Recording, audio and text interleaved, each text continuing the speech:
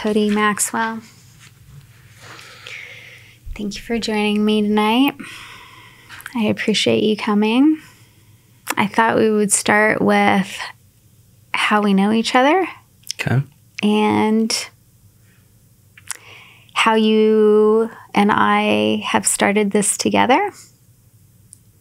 And maybe tell you that I'm appreciative of the fact that I wouldn't be doing this if it weren't for you.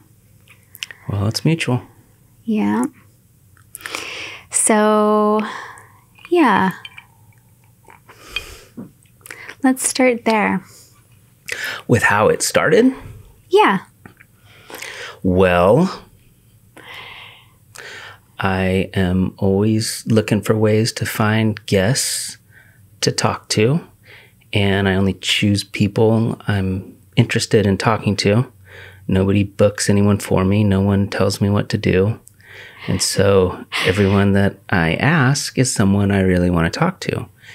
And I came across you on the Meetup app, which is a pretty weird little app that I used a lot for a while. I hadn't been on it for like a year maybe, and I actually was just on it today. Looking, and the cool part about that app is that all the people that are on there genuinely want to meet people and hang out. So it's easier to get a response out of those people. And I can't remember what group I was in when I came across you, but like I told you before, something about your description was really interesting, and also your photo made me want to talk to you. And I wrote you a message, and I can't remember how long it took you to get back to me, but you were very positive and excited to do it. And I was impressed with your scheduling method, which, like I told you, you're the only one that has ever told me or asked me to use your calendar. So I was pretty impressed with that. And yeah, then I don't know a couple weeks went by. It was in October 17th. Mm-hmm. Yeah. You emailed me on the 1st. I emailed you on the 1st, so 16 days later. Mm-hmm. And you came to my previous studio that I shared with my buddy, Steven, and listened to me ramble about my girl problems for 2 hours after we recorded. And then we became friends. Mm-hmm. Yeah. Yes. And I think it's also important to notate that we didn't just become friends. You have taught me more through this last year than I've probably learned about myself in the last 20. So it's become quite a relationship. I would consider you more my partner than my friend. It's been very good for both of us. I was in a pretty dark place for a long time, and you kind of helped me out of that. So things have been a lot better since I met you, for sure. And so we started this studio together, and we both do our podcasts here. Mm-hmm. Mm-hmm. And yeah, it's also a love of mine, just like it is yours. And yeah, you're the reason why I'm doing it again. So again, I appreciate that. Yeah, well, I appreciate you. We've got this cool spot with 2 different rooms and enough equipment to make one happen at a time. So we got to swap things in and out here and there based on what is on the schedule. But you're making it all happen. It's working out so far. You're doing a really good job. All right, I do have a lot of questions for you. I can see that. We'll just start at the beginning. Tell me something unique or interesting about you that only those close to you would know. Unique or interesting?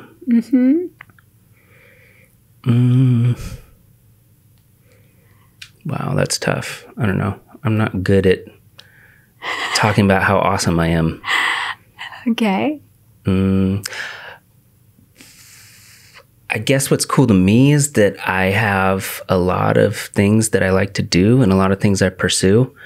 So that's kind of a negative quality in the same way that I lose focus on certain things. Like I get way into something and then sometimes I'll kind of put it on the back burner. Like music is a great example.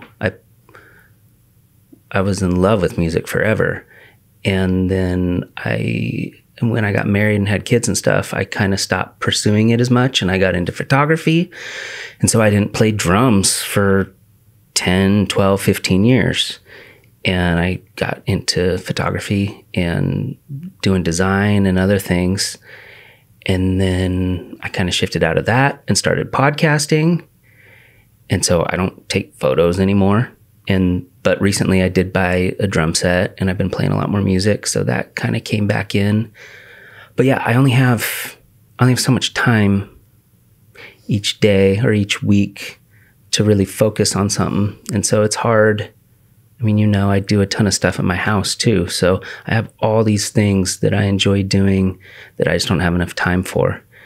And so it's fun to achieve things and make progress, but I'm always thinking about like what else I could be doing. So it's hard to settle down and chill. But I don't even remember what the question was now. Something unique or different or interesting about you that only those close. Oh yeah? That only those close to you would know? So you're keeping that hidden from the rest of the world? No, I don't know. I don't know what other people would say. Huh. That's a question for other people. Okay. What are you naturally gifted in? Naturally gifted in? Mm-hmm. Drinking booze. That's not a natural gift. I guess playing guitar. Thank you. I was going to say, if you don't know. The only reason I know that I'm good at that is because I know how bad I suck at other things. And I always talk about how when I was in high school and when I was a little kid, I really wanted to be a sports star. I idolized and worshipped Michael Jordan and Ken Griffey Jr. and all these guys. And I thought I was going to be a professional something. And I was terrible. And it took until high school to figure out, because my best friend loves to tell this story. I was on the freshman baseball team and we were practicing with the JV and the varsity and all the coaches are there and it's super stressful. And I couldn't even throw the ball to him anymore. Like something was wrong with my arm. And every time I'd throw it, it would hit the ground right in front of my buddy. And all these coaches are like, what is wrong with this guy? He's 15 years old and he can't even play catch. And so that was super embarrassing. And I realized when I got into music a little bit before that, but I realized I wasn't a sports guy. I was a fucking grunge kid listening to Nirvana and all that kind of stuff. And then, so yeah, I started playing music and realized that was just way easier. It's like if you can tap into something and not really know why you're doing it, but it's kind of easy, then I'm sure it's the same for somebody who's a car mechanic. Like maybe they just open the hood on a car. And it made sense. Yeah. And they're like, oh, the carburetor goes to the spark plug, goes to the gas tank, whatever. I don't know how cars work. Thank God you're not a mechanic. Stuff like that. Like, I think I know more about underneath an engine than you do. I think that's true. There's another, I might have to refill here in a minute. Okay. You're just going to get up during the podcast? We can cut it out. Okay. So you're like, shit, with all these questions, I need another drink. All right. That's okay. So I forgot about this part. That's the whole reason why I have so many questions. The reason why I have so many questions is because you play something with your kids called questions. Mm-hmm. You do that at night, and you used to do it. So you do it at night with your kids at bedtime as bedtime ritual, which I think is really sweet and tells me that you're really curious about what's important to them or inspiring them or listening to them. Is that how it came about? I think there's something about me as a person that just likes to understand why people do what they do. And that's why I like doing the podcast, because I just ask genuine questions that I'm curious about. Yeah. And everybody has a different life experience, or their parents were cool, or their parents sucked, or they got beat up in junior high, or they took care of animal. Like, there's a million different things that can happen to you throughout your life, and it influences who you are. And then maybe you like jet skiing now, or maybe you like snowboarding, or maybe you get angry at parties and punch walls. Like, there's always a reason that something happens. And so I like asking people questions to figure things out. And with my kids, it's really easy because I love them so much. And when they're young and their brains are changing, and I have 3 kids and they're all way different. And so I get different responses from each of them. Do you ask them the same questions? Well, it's shifted over the years. We kind of don't do it as much anymore because they're grown up now, and it shifted when I was still married and I lived in the house with my ex-wife and everybody. Sometimes I'd go to their room alone, and then I'd get one-on-one with them. So I'd ask my youngest different questions than the middle kid, different than the older kid. But then when the divorce happened and things got really shitty, we all started sleeping in the same room. And so then we would have group questions, and that was a lot of fun. And I have a bunch of recordings on my phone from when those happened, because my youngest Lennon was only like 2 or 3, and he had no idea what he's talking about. So he would just say the wildest stuff that would crack everybody up. And so that was a group thing that we did. And then when the divorce happened and we got our own place, they all slept in one room and I had my room, but we would do questions together every night. So the dynamic changed based on where we lived and what was happening. But the cool part about doing it with them is that it was always like, I'm a really physically touchy type of person, especially with them. And so I get to lay in bed with them and like cuddle them and talk to them. And so I don't know, it's like multifaceted. It accomplished a lot of things and made me closer to them and just let me learn stuff about them and also teach them. I want them to be curious and question stuff. And, we talk about religion and marriage and scary stuff and happy stuff, like all over the place. And I would just like to figure out what they thought and also teach them what I thought, but also be like, hey, because religion was a big one. Because when you're a kid, you just kind of do whatever your parents do. And they have known forever that I have never really subscribed to any of that stuff. And so I was just telling them, I don't know what's true. You don't know what's true. No one knows what's true. But that's what you get to do. You get to pick one if you want and believe in it. But no one really knows. No. Yeah. So are the questions the same? No, it's just like the podcast. It's spontaneous. I never know what I'm going to ask them. So you don't even think about them? No. You just walk in and start asking them things? Yeah, for sure. Okay. No, I don't plan any of it out. I don't make plans. Okay. So let's play questions. If you died but could come back to Earth for 5 minutes just to experience one last thing, what would it be? One thing for 5 minutes? Yeah. I don't know. That's hard. I would eat a pizza while watching a sunset and having sex. That's all at good. The same time. Okay.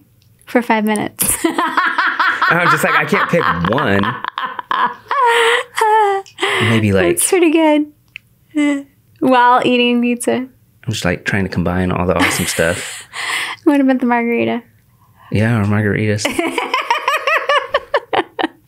If you could ask any musician about a specific song that really spoke to you, what song would it be and why would you ask them?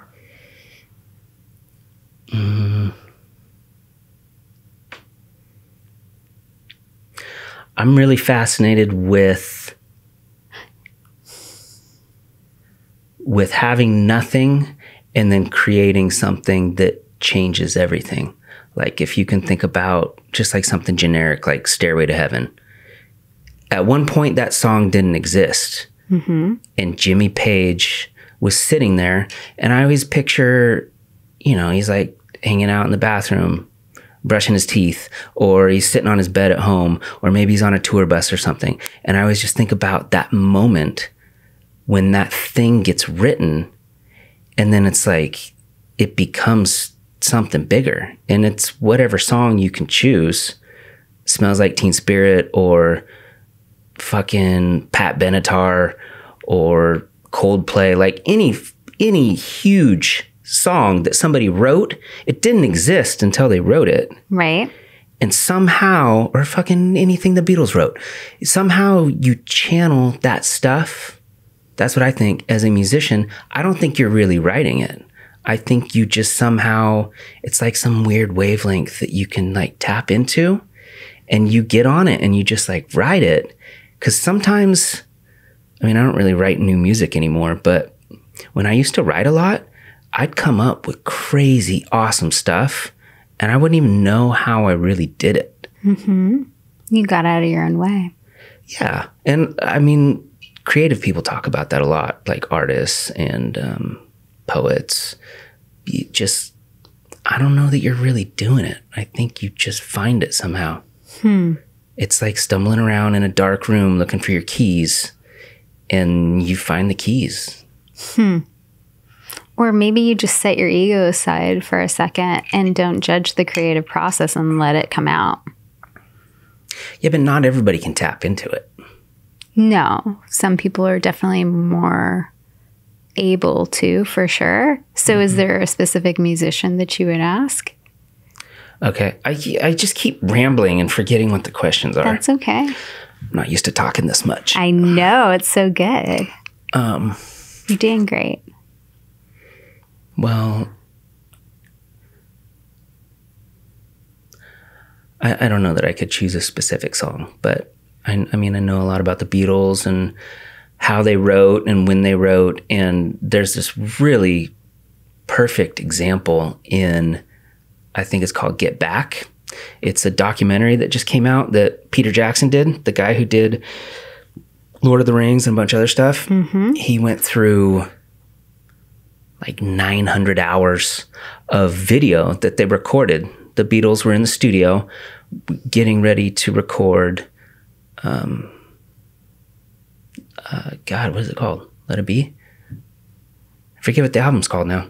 They were getting ready to record that, and it was supposed to be a documentation of them preparing these songs, and they shot so much footage, and they got in a bunch of fights, and all this drama happened that I don't think they really did anything with it until a few years ago. Peter Jackson went through all of it, and there's this awesome part somewhere in the middle. I didn't make it through the whole thing. I'm only on the second episode, but there's this awesome part where Paul McCartney is just playing this bass line, and Lennon's smoking cigarettes, talking to Yoko, and Ringo's eating food, and all this stuff is happening. There's all these people in the studio, and they're just fucking around playing. And Paul McCartney writes Get Back. He just like comes up with it. He just keeps playing the bass line over and over again and humming stuff. And all of a sudden it just comes to him. And then that's the song. He wrote the fucking song right there in 14 seconds while the cameras are rolling and nobody's paying attention. So that stuff is fascinating to me. That's I don't know what I would ask. Or who? Or who? You don't have a favorite song? No, there's too many good songs. Give me one. One good song? Yeah. I'd love to talk to Jeff Mangum, who is a guitarist and songwriter he's the lead singer of this band called Nutrimilk Hotel, which I told you about. You had never heard of them, which is not surprising. They're very famous to like a certain group of people. Like, I mean, like if you listen to dance music or EDM or country, like maybe you'd know about an artist that no one else knew about. This guy is specific to indie rock, I guess. And he wrote this album in 1998 that lots of people consider to be one of the best albums ever. And the way I've heard it described is that he had a bunch of dreams about Anne Frank and about World War II. And I'm super fascinated with World War II and everything that happened in that era, and just like how things looked and what society was like. And so he would have all these dreams about Anne Frank and write these fucking crazy songs with weird lyrics that make sense but don't make sense. And then just the whole album has a certain sound and feel to it. Mm-hmm. And then he incorporates all this weird art too that doesn't really make any sense, but it's really pretty. And it like ties in with all of the Anne Frank World War II type stuff. And it's just like this completely unbelievable separate thing that you've never, it'd be like if you were swimming in the sandy river and then you just found like a purple diamond. You'd be like, what is that? There's all these regular rocks. What is that thing over there? Huh. It's so original. Unique. You can't believe it. Like you could never write something like that. Is he not alive? No, he's alive. He's just a recluse. Okay. And I really want to try to get him. I don't think it'll ever happen, but I'm going to try to get him on your podcast. Yeah. But he's so he put this album out in 1998 and people didn't really care. And then it kind of blew up. Mm-hmm. And they were touring for it. And he got sick of the attention or something. And he just said, fuck it. And he quit. And then he didn't do anything. No one knows what he was doing for 20 years. Or not 20, like 15. Because he came out of nowhere in 2013 and started touring. And he's playing fucking Coachella and like doing a whole tour around the country. And I went and saw him 2 nights in a row at the Crystal Ballroom in, I think it was April of 2013. And then just disappeared again. And that's all they had one other album before that, but that one thing that he put out, it's 11 songs. It's like some of the most beautiful music I've ever heard. And I don't know, I kind of get it. I don't know how he would top it. It's kind of like you do the most amazing thing you can and then you walk away. 'Cause maybe you're done. Well, I think that's why, in a weird way, it's kind of good that certain people died when they did. And that sounds fucked up, but like Shannon Hoon and Kurt Cobain and Bradley Noel and Hendrix and Joplin and Jim Morrison, all these people died before they could get old and be Keith Richards. They did the best shit they could do in a 3-year period, and then they died. And everybody was bummed because they were awesome, but also they did something perfect that no one can replicate, and then they just disappeared. And that's kind of what Jeff Mangum did. He's just still alive. Okay. I feel like I'm rambling so much. What do you do to relax or unwind when you're stressed?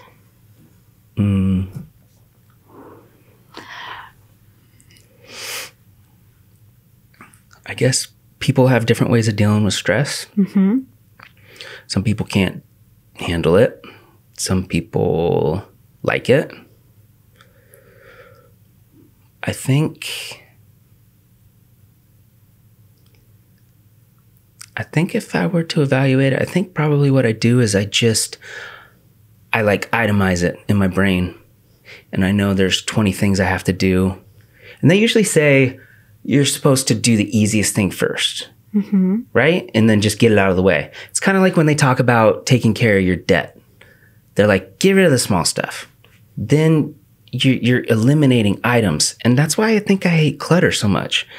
I think that's why I like being simple and having a minimal amount of anything, because it clutters my brain.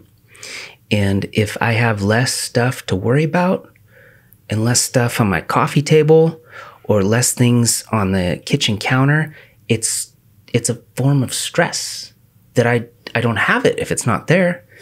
So I don't know. I guess that's probably what I do. You unclutter? I just know that. How do you relax and unwind? I get satisfaction from finishing things. Okay. If I have 20 things to do and 10 of them are at work and one of them's pay a bill and one of them's go grocery shopping and finish a podcast or play drums or like all these things, I just like line it up and I say, this is the thing, and then that, and then that, and then that. And sometimes I don't get to all of them in one day, but look at all that shit that I accomplished. And that to me is a reliever of stress because I finished it. And then I'm just chilling at home at the end of the night. And I'm like, yeah. I did a pretty good job today. I killed it today. Sometimes. Sometimes. I think you kill it every day. Not every day. What do you love doing more than anything else?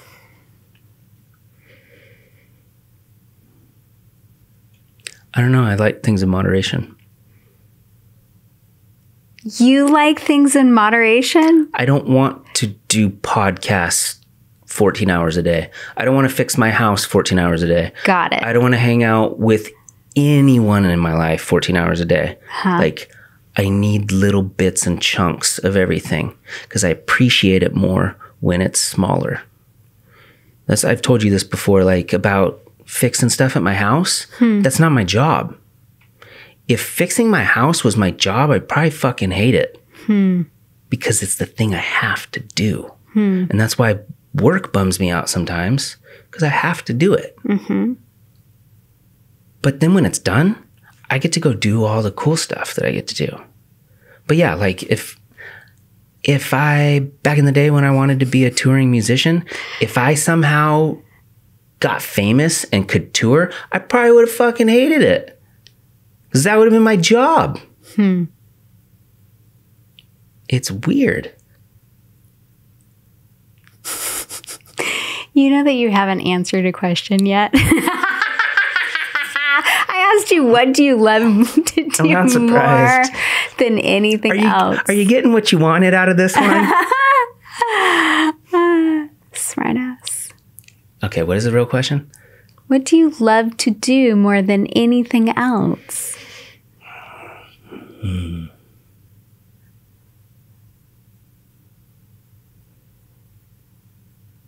I don't know that I can answer that. There isn't one thing that you love to do? I love to do a lot of things. Okay. Good answer then. We'll stick with that. I don't think I can choose one. Okay. Then that'll be your answer. What makes you the happiest? Oh, God. Lots of things make me happy, but it's fleeting. All those times I hung out with my kids and did questions with them, and they liked me and they wanted to hang out with me and they thought I was cool. Then they grow up and they become teenagers, and you got to deal with them having friends that you don't like, or getting in trouble at school. Not that my kids get in trouble at school. They don't. But just like, it can't be good forever. You get tricked. When it's really good, it's really good. And then something bad happens, like you get divorced from your wife and your fucking life falls apart, and it's awful. Uh-huh. And you cannot wait until your shit is not awful. And then somehow you get back up here, and it's pretty good right now. It's pretty good. Yeah. So that's what makes me scared, that it can't be good like this forever. Something has to happen. And so, I don't know. So lots of things make you happy and nothing makes you the happiest. I have a hard time getting fulfilled. I find something that makes me happy, and it can't last. It can't be a forever thing. It goes back to, I think about this all the time. When I drive home on 84 and they've got the sign up on the wall or up on the billboard, and it says $892 million. And for every fucking time I drive past this, I don't even know I'm doing it, but my brain goes, what would it be like if you won that, man? You could do anything you wanted. I don't want that. What would you do? Who wants all the money? There's no struggle. You don't have to achieve anything. You go buy a fucking helicopter. You go buy a house or pay somebody to plant you a garden. Like, no, that doesn't create any happiness in your life. You have to struggle to get something so you can be like, yeah. You have to struggle for happiness? Yes. You have to struggle for happiness. For sure. It doesn't just happen. You have to try to get it somehow. Is that not right? I mean, I'm not living your life, but it says something for sure. It's definitely a different perspective than what I have. I don't think that happiness should have to be a struggle. I think that it can be enjoyed in the midst of a struggle even. Well, that's what they say about it. It's the journey, not the destination, right? So you find happiness in the journey, because that's what sucks about the destination. Sometimes you get there and it was better in your mind before you got there. Like me thinking about the lottery when I'm driving home. What if I actually won the lottery? It would be terrible. How do you know that? Because what are you going to do when you can buy anything you want? Yeah, that's kind of scary for you, isn't it? It should be scary for anyone. Why would it be scary to have all your needs met? Because it's excessive. And you don't have to. It doesn't have to be excessive if you have good boundaries around it. I think there's some deep-rooted thing in us where you have to try to do something. You get satisfaction from trying. Well, you can still try to do stuff just because it allows you to take more vacations where you can do things on the vacations that you're still trying to do.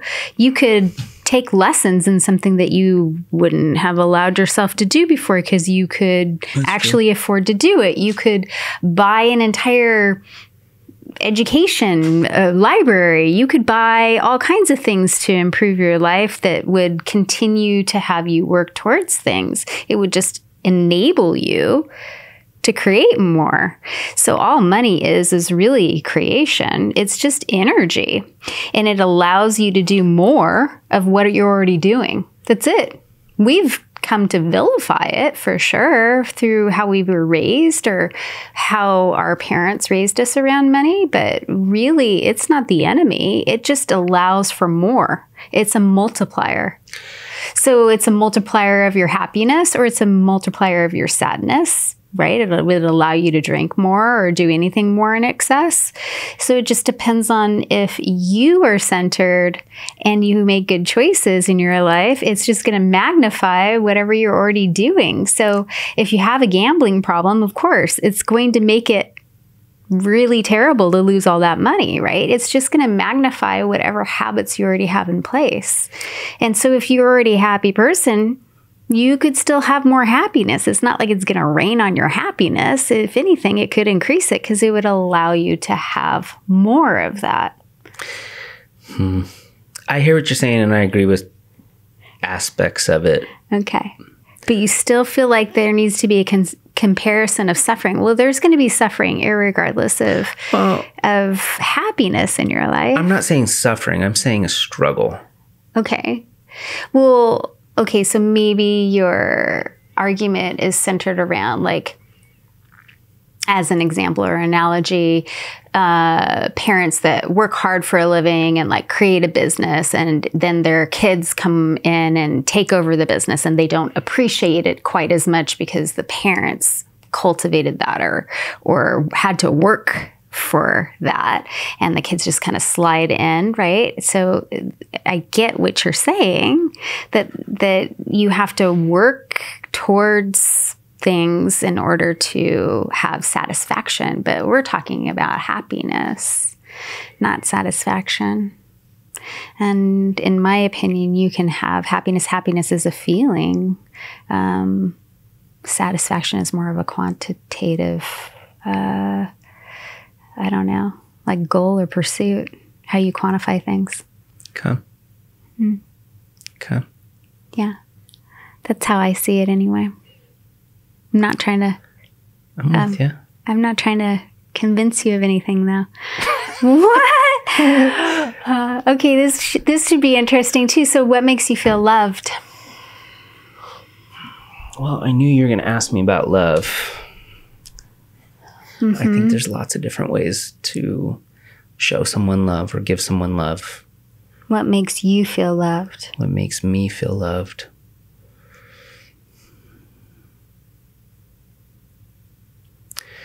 Probably encouragement and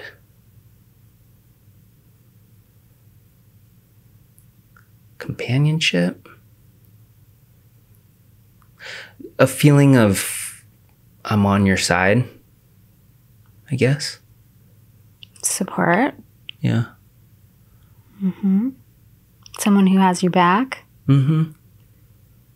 Yeah, like ride or die. You know, when you go hang out with your friend, if it gets wild, it's all right. They're going to be there. Oh, yeah? Yeah. They're not going to bail and be 5 steps in front of you when the cops are coming. Okay. Yeah. Has that happened? Yeah, a few times. Okay. What did you love doing as a child?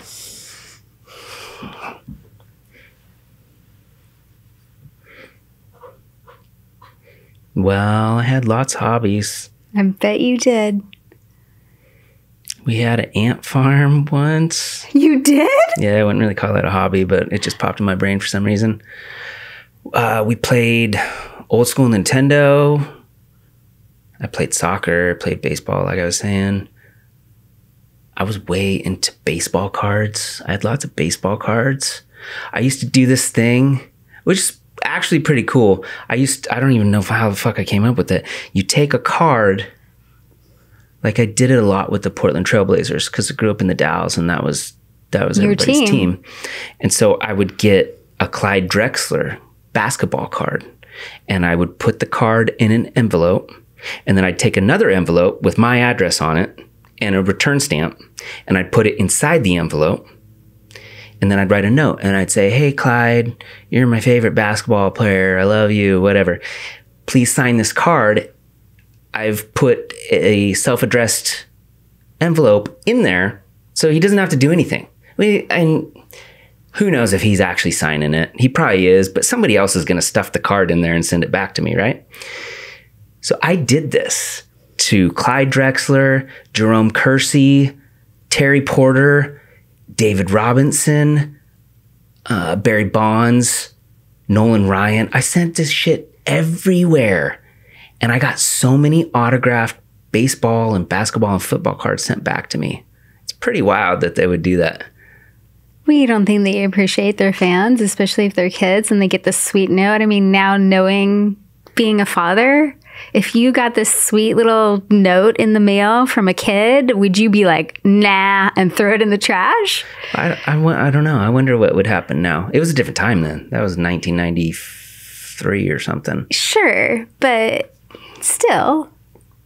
I don't know. It's pretty cool when you think about it. All those guys sent me signed cards. I still have a bunch of them too. You do? Yep. I did not know that. Yeah, they're stashed away somewhere. Okay. Tell me a childhood memory that you've never shared with anyone.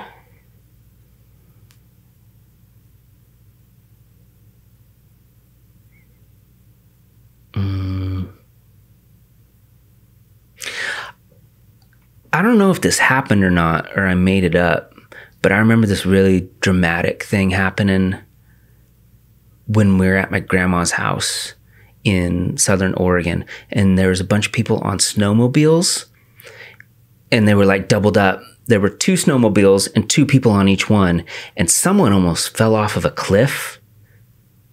See, I don't know how much it's me making it up or if it really happened, but that's like a weird little snippet. I don't have many memories from being a kid. You don't? No, I have maybe 5, maybe 10 memories before age 10. Barely anything. Which is weird because when I look at my kids, it bums me out. I'm like, what if they don't remember any of this? Well, they're going to remember parts of it or the feeling of it or, you know, I don't remember every single Thanksgiving dinner, but I remember certain aspects of Thanksgiving dinner. Well, that's the weird thing. You don't know what is going to trigger your mind to turn it into a memory. Yeah. Like some of the conversations we've had, and you remember some insignificant word, like insignificant like to you. Like a yellow parakeet. I'm like, when did I say that?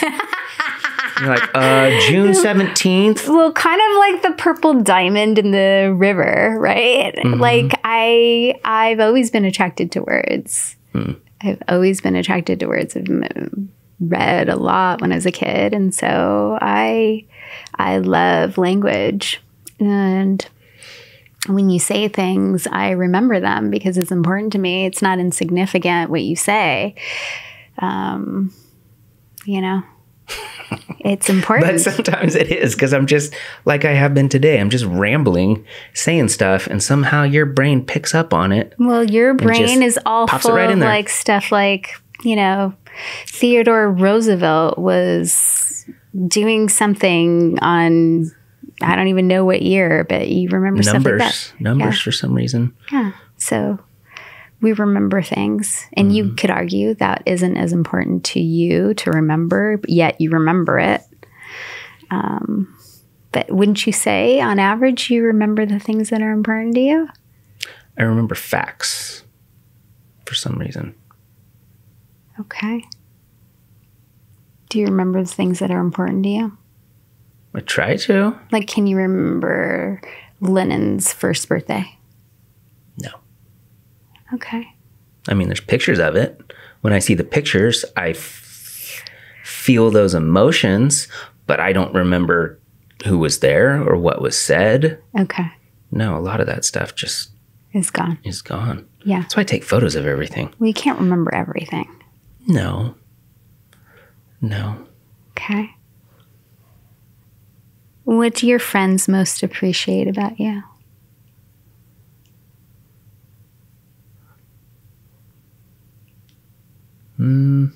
I like to think they appreciate that I'm up for anything. Then I'm usually the one that's like, fuck it. Why do you care? Let's go do that thing. Let's go fishing. Why You don't have money? Yeah, you do. Let's go fishing. So you make things happen. I am more inclined to understand that we're not here that long, and people spend a lot of time being afraid of things instead of just saying, fuck it, let's do it. And then 10 years of their life goes by, and all those trips that they could have been with their bros fishing, they didn't go. And then you die. And then you didn't do anything. So that bums me out. And I don't want to be that person. I don't want to be 80 years old, laying in bed going, man, I wish I would have started a podcast in 2020. No, I'd rather just do it. Well, take my kids to Vegas, take my kids to Hawaii or whatever. I could be like, oh, I can't afford that. I should save up for that. Maybe in 5 years. No, I'll find a way to afford it. I want to take them to do this thing. Anything can happen. That's right. We might not be here next year. And there's a lot of people who are worried about stuff that doesn't matter. They're afraid of things, and it bums me out. Talked about this many times. Yeah. So you're ride or die. I am. Tomorrow might not be here, so let's do it right now. Okay. Yeah. You're a wild man. I'm a fucking wild man. Okay. If you could change one thing about your parents, what would it be? One thing about my parents? My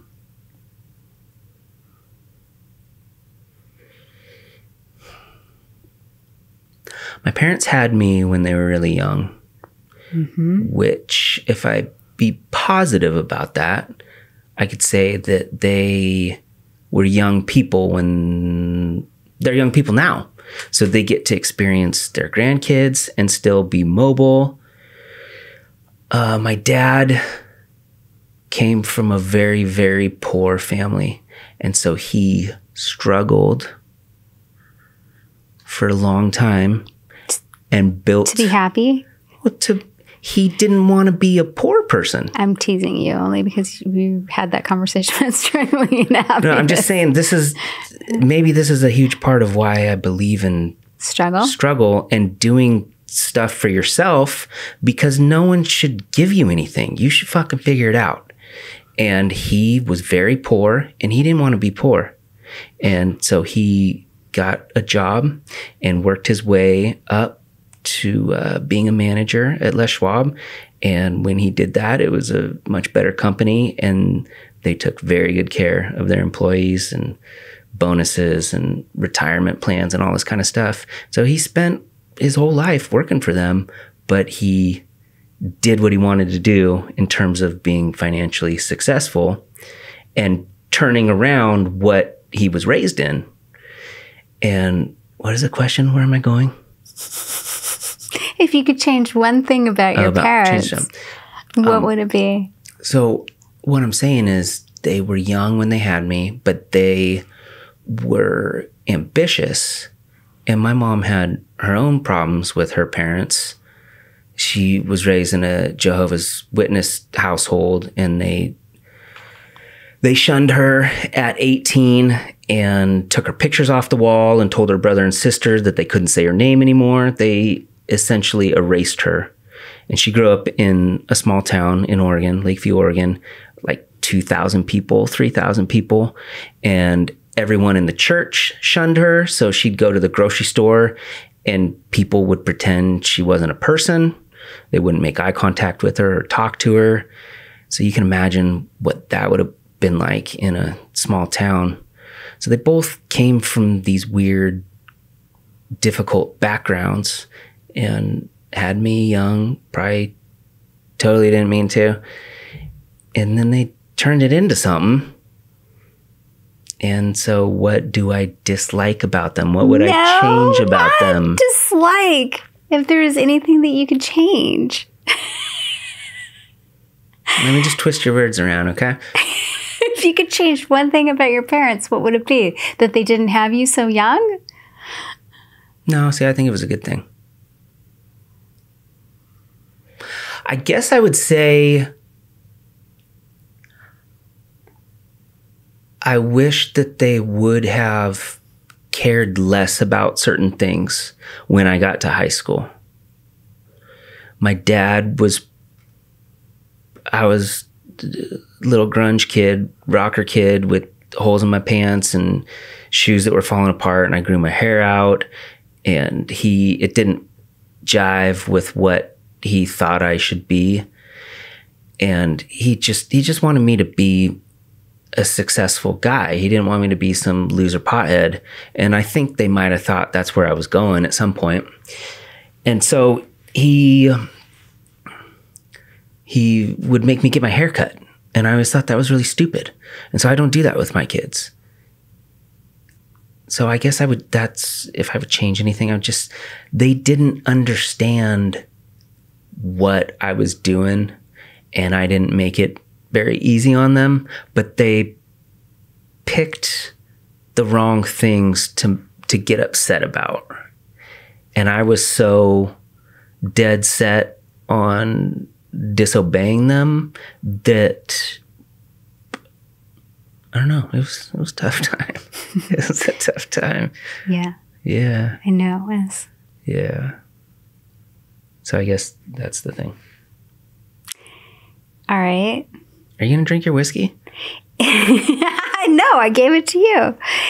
If you could change anything about the way you were raised, what would it be? Would it be that? I can't. So here's the deal. You can't complain about We're not complaining. Well, you can't change anything that happened or you wouldn't be you. No, but is there anything that if you could have changed the way you were raised? I like who I am. Okay. And I have lots of flaws and lots of issues, and I'm impulsive and I do crazy shit, but I am who I am and I like who I am. So if I went back and changed a bunch of stuff, it's kind of like saying, do I wish I would have had kids when I was 22 and married the wrong person? No. I mean, yes, maybe it could have been different, but I fucking love my kids. Mm-hmm. And we've talked about this before. Even though my ex-wife wrecked my shit for 4 or 5 years, my life is awesome. And I cannot imagine being married to her. So it is all cumulative and helps you get to wherever you're at. And so, no, I don't know that I would change anything. I'm responsible for what happens to me. Mm-hmm. I get to choose what my job is. I get to choose if I do drugs or fucking develop some weird, creepy habit or steal cars. Like, I'm responsible for me. Mm-hmm. And so anytime that something sucks, if I think it sucks, that's my fault. I got to fucking change it. Mm-hmm. I'm having an awakening, Andrea. You are? Right now in this room? Saying, in general. You just always ask me stuff that I just like recite a novel. Well, I don't know. You tap into something in my brain that just gets me going. I ask good questions. I'm just as curious as you are. What do you think is the point of a relationship? I think different people get different things. What do you think is the point of a relationship? What do I think? Mm-hmm. I don't know. I've had a lot of really bad relationships. So what's the point? What is the point? Exactly. Uh-huh. What do you get out of it? Well, you get comfort. Mm-hmm. You get nagging. You get... Do you always get nagging? I'm just listing all the things. There's pros and cons. In every relationship, you've been nagged? All these things are inevitable. Oh, really? Oh, yeah. Huh. Yeah. Every person's the same. No, not every person's the same, but we're all humans. We all experience the same stresses. Nag? Do I nag? Sure, yeah. You do? I'm unbearable sometimes. Really? That's what I've been told. By who? My ex-wife. Okay. Well, she's one person. Do your kids think you nag them? My kids probably think I suck sometimes. I didn't say that. I said, do you think that they think you nag them? Yeah. Okay. So you think nagging is inevitable in a relationship, even if it's... I think a lot of things are inevitable in a relationship. That's what helps you determine whether or not it's worth it. If you can make it through the tough stuff. Okay. Because you either really like the person or you are afraid and you just stay. And it's more nuanced than that, but that's basically it. Think of every person you know that's in a marriage or a long-term relationship. They either really fucking like that person or they are afraid to leave them. Well, yeah, some people are looking for security. Mm-hmm. Right? I think fear just drives most people. Mm-hmm. Does it drive you? I mean, I had a lot more of it 5 years ago. Mm-hmm. The only thing I'm afraid of now is missing out on stuff. I have to manage my time. I think everybody does. You only get so much. You have to figure out what you're going to do with it. And you can have a job that you hate and come home to your wife that you don't really like and watch American Idol for 3 hours and go to bed. You could do that for 40 years. That's a life. But that is not what I want to do. What do you want to do? I don't know. I'm doing what I want to do right now, but that could change in a year. Mm-hmm. I could give up on playing music or podcasting or working on houses. I could fucking become a sailboat captain or something. Who knows? Mm-hmm. I hope you do. I got 10 more years until Lenny graduates, and then I really don't know what's going to happen. I really don't know. Mm-hmm. I hope you win that $869,000. No way.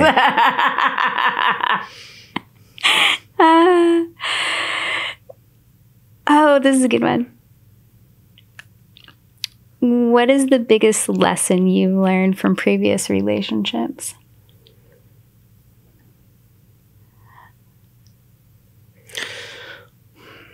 I have learned a lot about myself in all the women or girls or whatever you want to say that I've been attracted to and hung out with.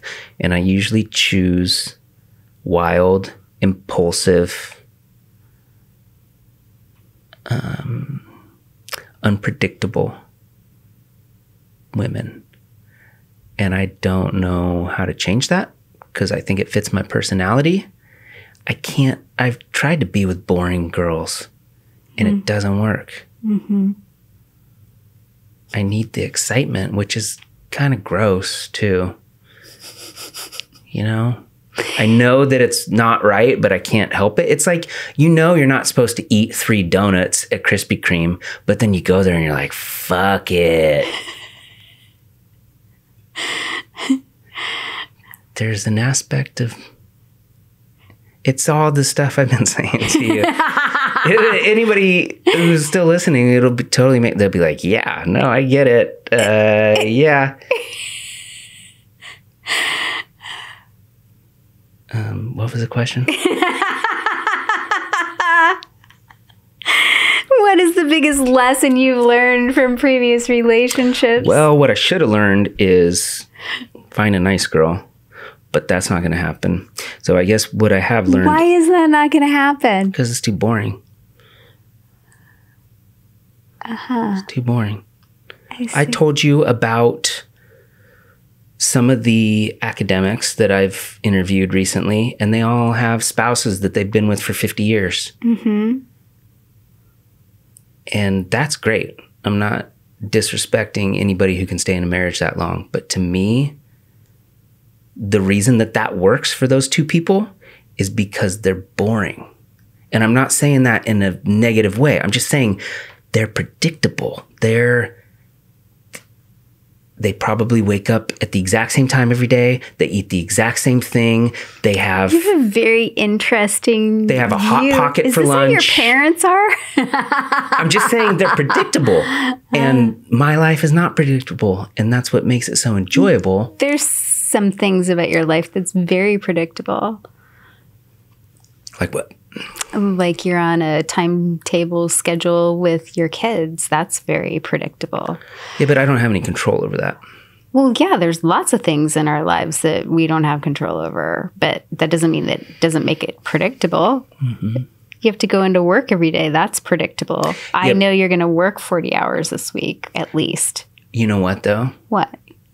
My job is very unpredictable. Your job is very unpredictable. I never work the same shift ever, and I like it. I know you do.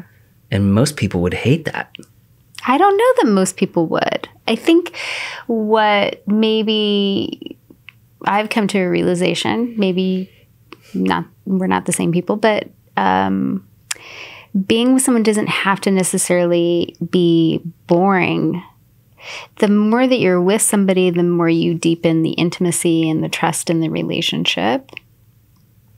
Yeah. And if you're in the right relationship with a person that you've made a good choice about for yourself, or that is more supportive of where you are now, because you've done some work around the fact that maybe you are adventurous in spirit and don't want to be tied down and don't want to be controlled and want to be able to make your own decisions, and you find somebody that complements that and respects that and has done their work around allowing you to have that, why would your life have to change just because you're in relationship to somebody? They should complement that as opposed to try and manipulate or control. And I think maybe some of the relationships that you're referring to have certainly tried to do that. And I'm not trying to say that most relationships don't have an aspect of that. But I think you can also make a relationship how you want it to be. And I don't think just because you're with somebody that commitment has to be boring. Yes, I hear what you're saying.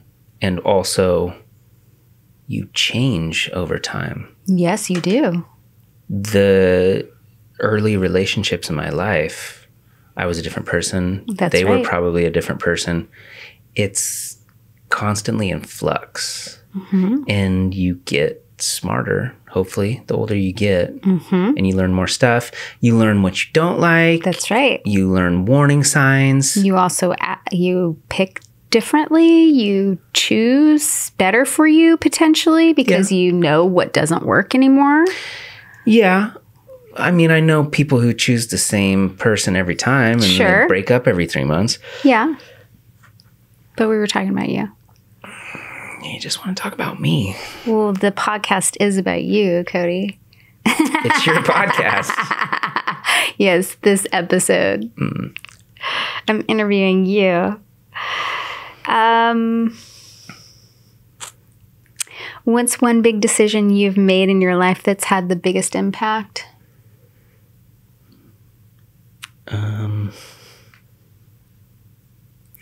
Well, there are ones, the one that I made or that was made for me?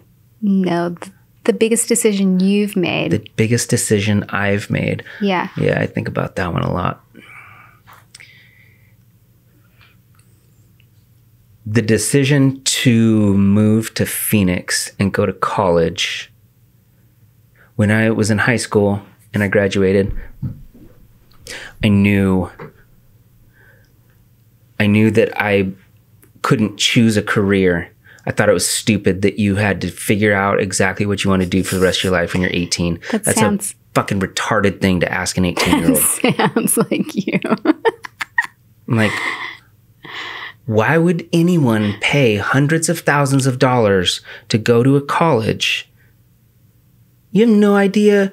I don't even know what I want to be. And I'm 39. How are you supposed to figure that out at 18? And so I decided I wasn't going to do that.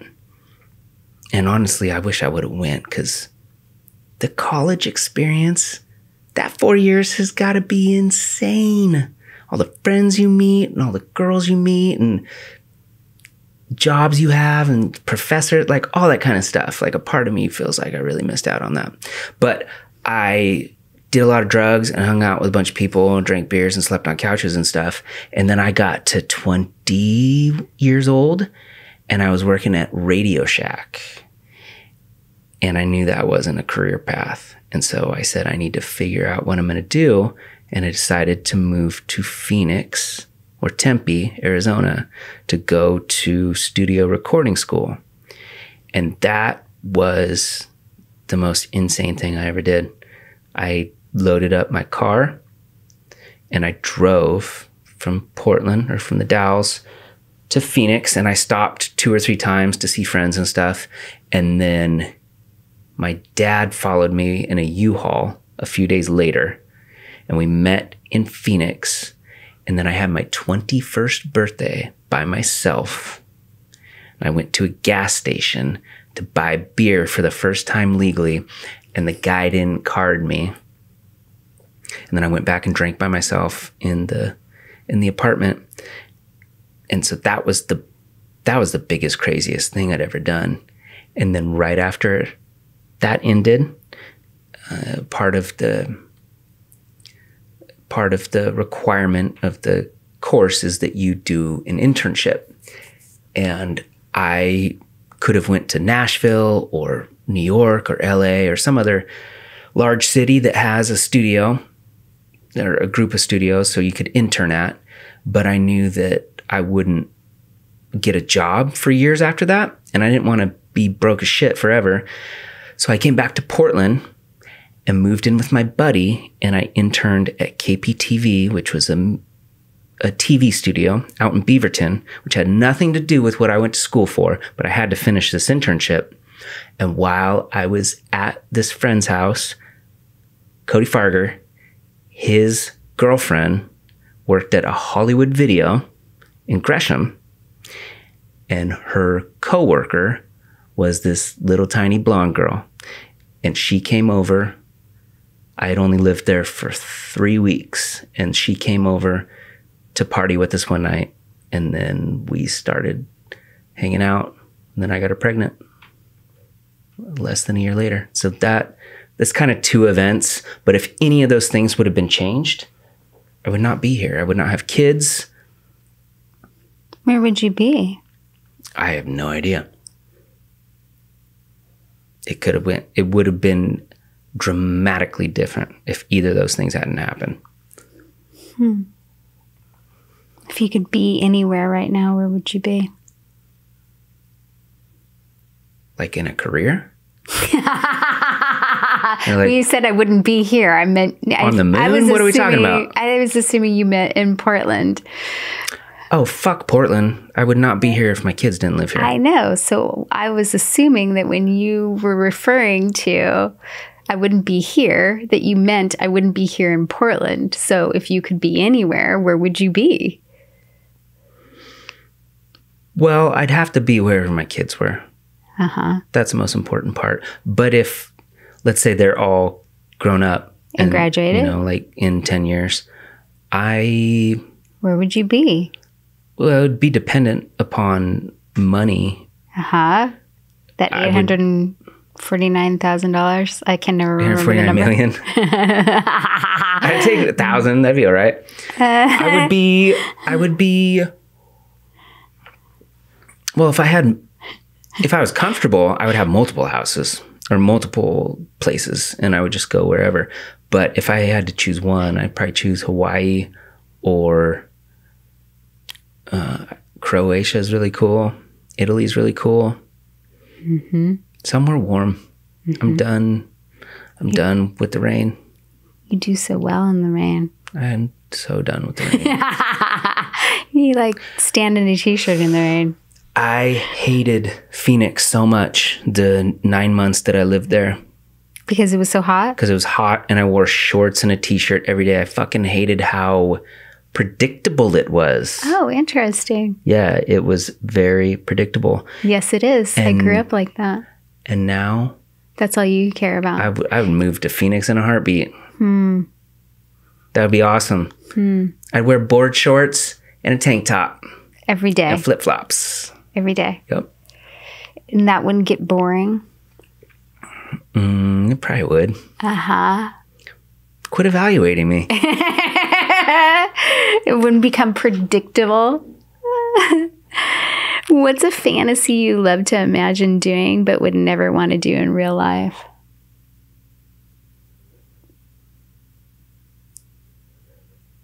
I'm sure there's a bunch, but I'm drawing a blank.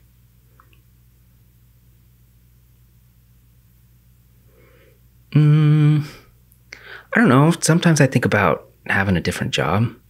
Like, what would it be like to be a truck driver? Probably be awesome for a week, and then it would suck. What would it be like to be an architect? It'd probably be really awesome when you finished your plans and people were patting you on the back, but for 3 years while you designed a building, you'd be like wanting to kill yourself. What if you were a dentist? No way. You could pay me $1 million a minute and I would not be a dentist. No fucking way. So that's on your list of jobs you'll never do?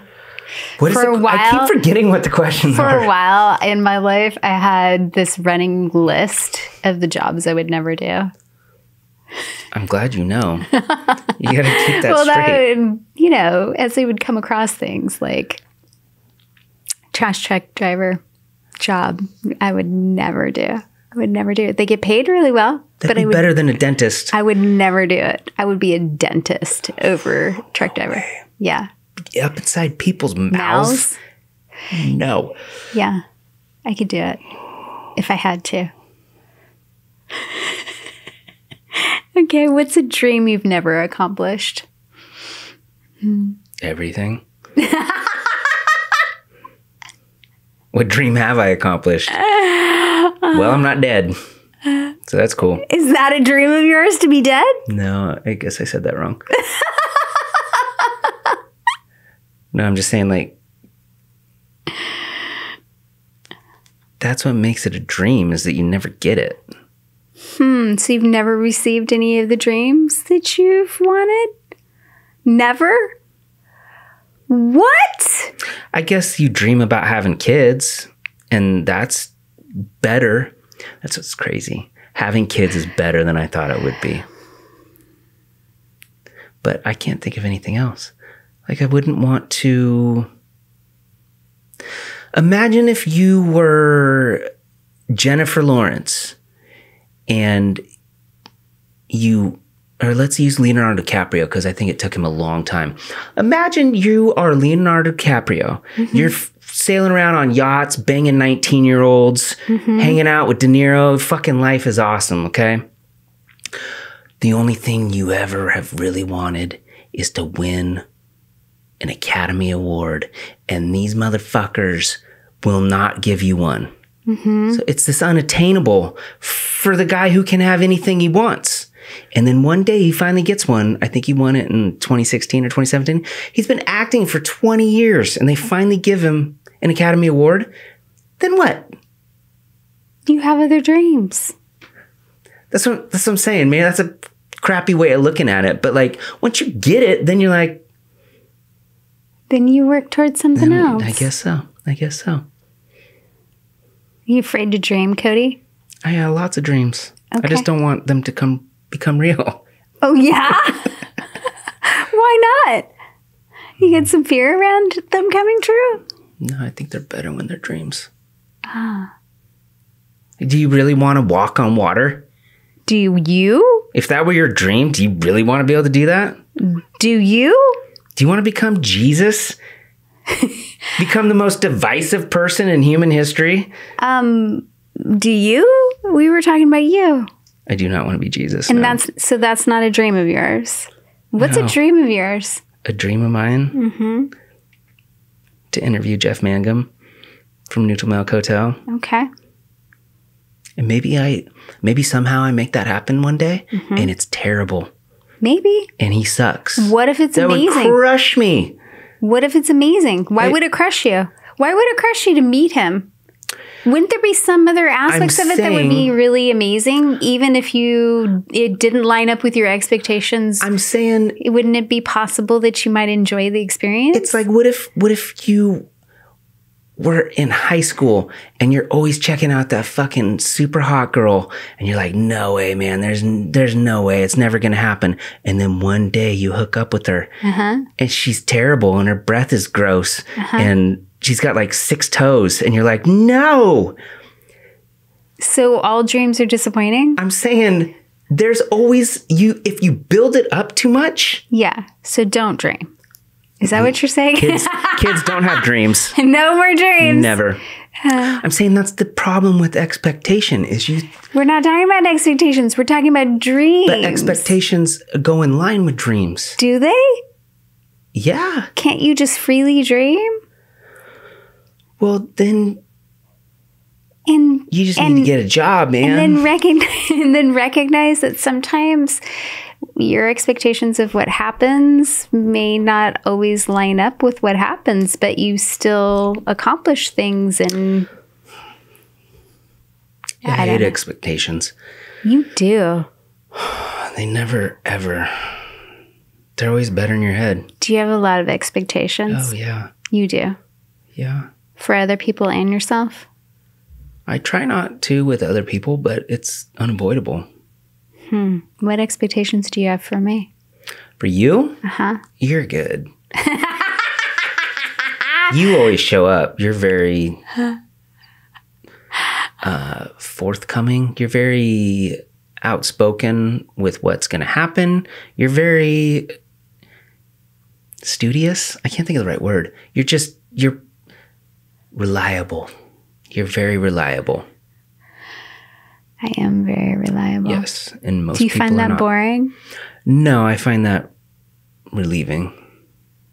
Because most people in my life are not reliable. Yeah, that's a very important human quality that most people lack. I would agree. Do what you say you were going to do, and don't make excuses. Because that shit's annoying. Well, it comes down to integrity.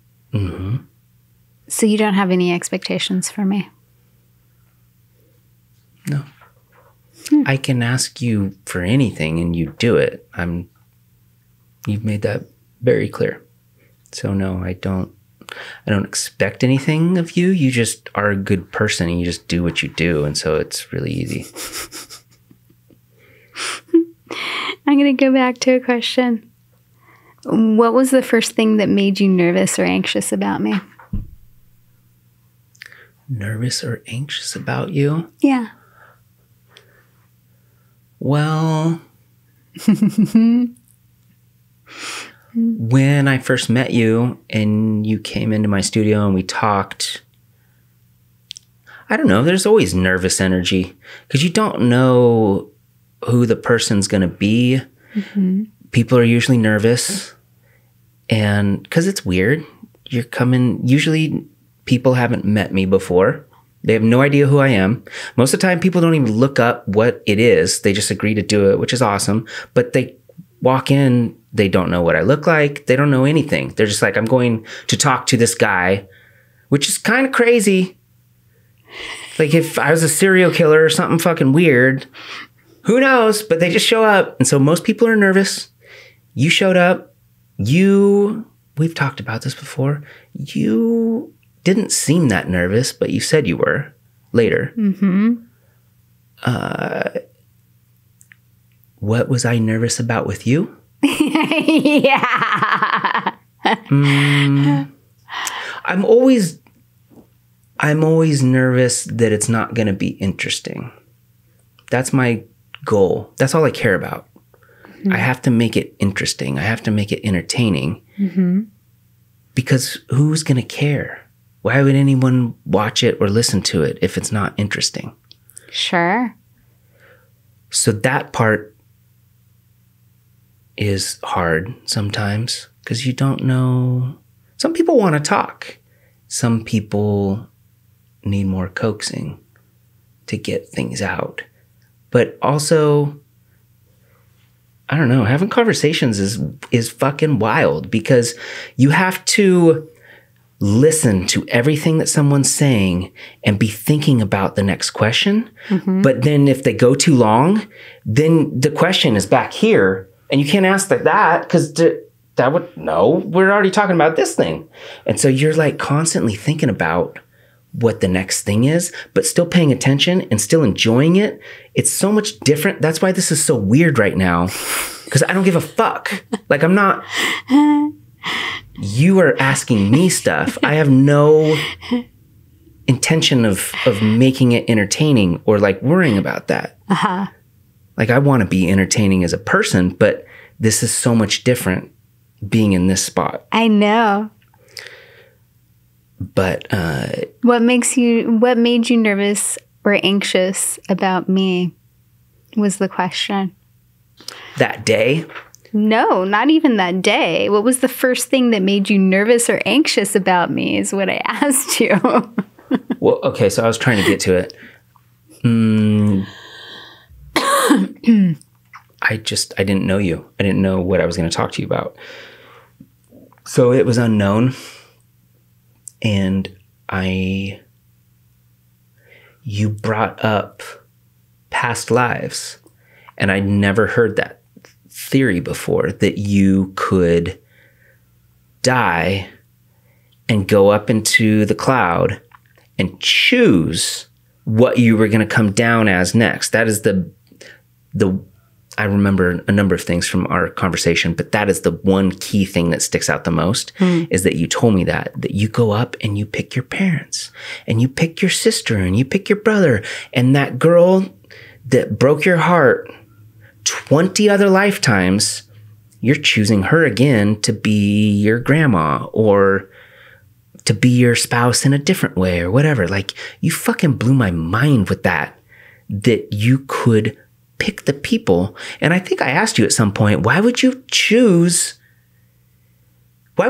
this person again when they caused you all this pain? And I think you said, you're learning stuff. You're up there and you're hanging out and you're like, we had a great time this time, Cody and Andrea. Now we're going to come back and we're going to be Hitler and Mussolini or whatever, you know, like you're searching for a new experience. You're still like the same souls, but you're coming back in different bodies and different economic situations. And it's just like this endless cycle of learning stuff. That's right. I think I even said, well, what's the point? Then what happens? Then when's the fucking end? And then what did we learn? And I don't remember what you said. Does that seem pretty accurate? Is that what made you nervous and anxious? I wasn't that nervous after a little while with you. And that's why I talked to you for 2 hours after it ended. Because you did what you're doing right now. You just listened to me. Mm-hmm. This is the podcast round 2. I'm just fucking throwing up words and you're listening to me. Well, you listened to me for 2 hours on your podcast. That's not true. You had questions for me that I answered for you. I absolutely spoke more. And then afterwards, I let you do the talking for sure. Mm-hmm. Yeah, it was a good day. It was probably balanced. We probably both spoke. I haven't watched it in a while. Yeah, I don't know. And for anyone who's listening or watching, it's on Maxwell's Kitchen. That's Cody's podcast. I will have to go back and listen to it at some point. Yeah. I haven't listened to it. I know. I listened to the first 10 minutes or something, probably a year ago, but no. It's a part of me likes that it's self-contained, each episode, that it's self-contained in that time period, because as much as I don't want to let things affect me, it's all dependent upon what's going on in your life. And it's the same thing with whoever your guest is. If you are fortunate enough to get somebody to come talk to you, it means they're probably in a decent spot. They're not going to come talk to you if they're going through a divorce or their dog just got ran over. Or, well, maybe for you, because you guys are talking about more emotional type stuff. But for me, people aren't going to come talk to me if anything's fucked up in their life. They're usually at a better mental, emotional state. And maybe that day, it's crazy how much thought I put into it now, because I want to make sure I get enough sleep. I want to make sure I'm not hungover. I want to not have a rough day at work. I want to have enough time between when I get to the studio and when they show up. I don't want other things that I have to do later it's very important to me that whatever that 2-hour span is that I'm hanging out with this person, they understand that they get my full undivided attention, because that makes it better. If I'm fucking worried about a credit card or I got to work in the morning, I can't be thinking about anything else. I'm talking to you, and you are the most important person in the universe. And I want to hear everything you have to say. It makes it so much better, because I've done ones that were not as good because I was tired and my brain wasn't working right. Or in the early days, I'd fucking drink too much. And you could see by the end of it, like, blah, blah, blah, blah, blah. It's like deteriorating. It's a weird thing to sit here and do this. Podcasts? You talking to me? No, podcasts in general. I usually tell every person that comes and talks to me, this is so cool because you're not distracted by anything. You never, ever talk to someone in this silence and with this much focus. How do you know? Because I do it. No, I mean, how do you know? Because I never have a conversation with anyone in regular life like you and I are having right now, or when I'm over there with someone else. No? No. You're never this focused. Never. It's impossible. This is different. I don't have my phone. I'm sitting directly across from you, staring at you. I'm purposely trying to listen to everything that you're saying. People don't have conversations like this anymore. I know. It's different. And I think people appreciate that when they come in and sit down and talk to you, because they realize, they're like, holy shit, I just met this guy tonight. I had a better conversation with him. He paid more attention to me than my wife has in 20 years or whatever, or my students at the college or whatever, It's different. So I didn't make you anxious or nervous? No, not really. No. Okay. Here you go. If you were given $1 million and you have 1 week to spend it all, what would you do or buy? Houses. Only houses. I'd buy Leonardo DiCaprio's yacht and hook up with his girlfriend. I'll have to look her up. No, I've seen a bunch of stuff on Reddit recently, because do you know the thing about Leonardo DiCaprio? Yes. Where he never dates anybody that gets past 25? Yes. They've got this, somebody made this cool chart and it maps out all his supermodel girlfriends. And as soon as they reach 25, he dumps them. I know. And he's 48 or 49. Okay. And his new girlfriend supposedly is 19 years old.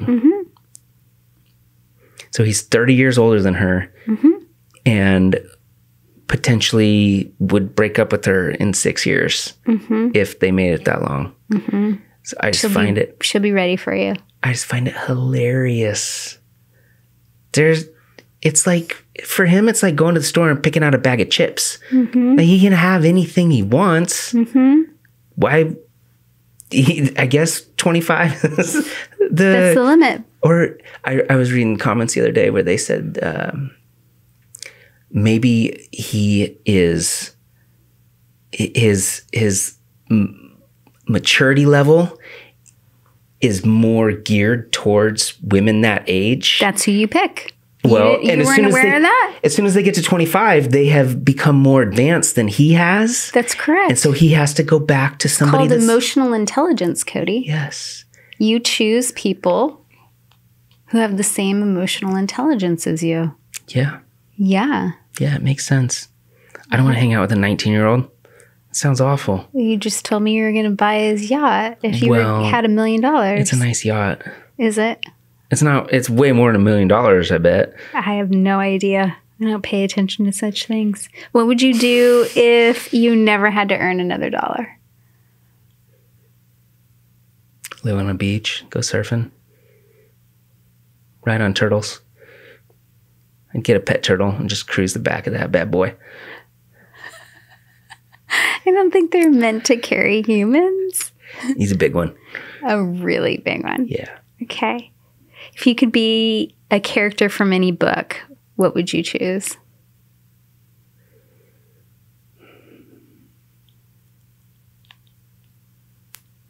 I don't know. That one's hard. You're hard to pin down, Cody. I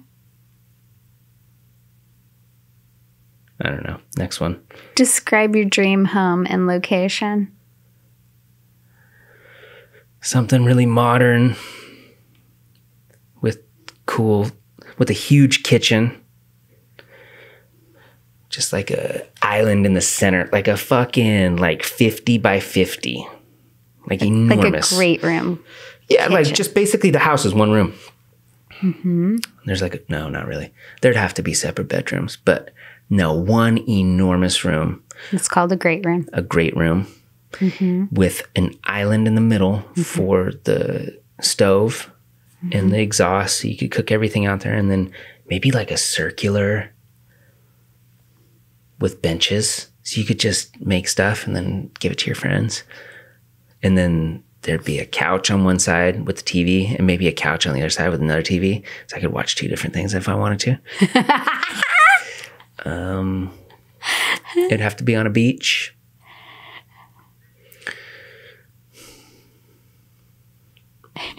Yeah, something like that. Okay. What is the number one country you have yet to visit but want to very badly? I haven't been to Switzerland. I haven't been to... They got a layover in Paris, but I haven't looked around France. I haven't been to Portugal.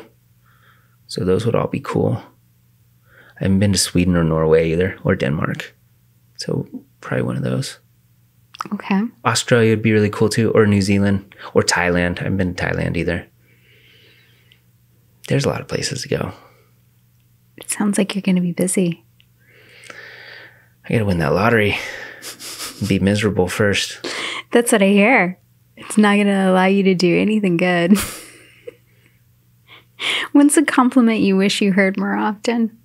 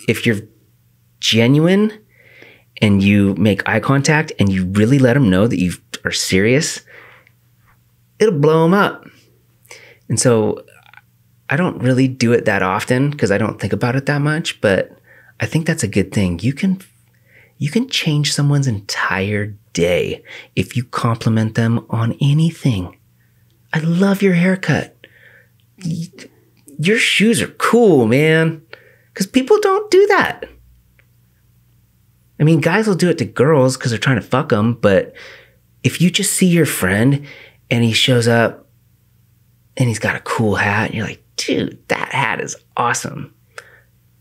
People love that stuff, because if people said that to me, I would love it. So you would appreciate it if people appreciated you more? I don't care. I like me. I dress the way I like to dress. I feel good about me. Mm-hmm. If people... I don't know that I like compliments, honestly. So I don't know. It's a weird question. Okay. I don't know. I don't know. Okay. What are the last words you want to hear before you die? Sweet bong head, dude.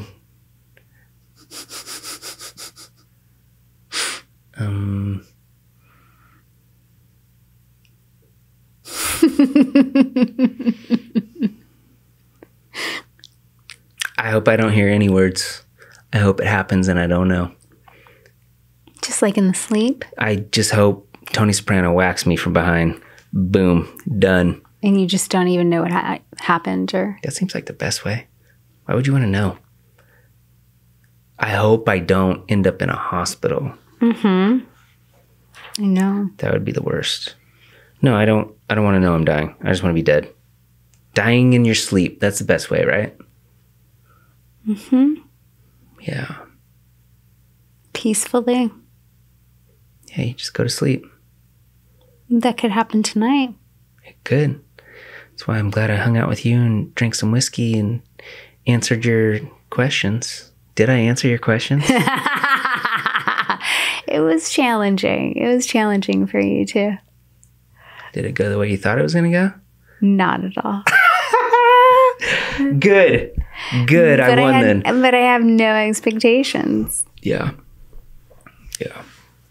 So I just appreciate that you played around, answered some things that you wouldn't normally answer, shared some things that maybe you haven't shared, or gave yourself time to think about things that maybe you haven't thought about or addressed.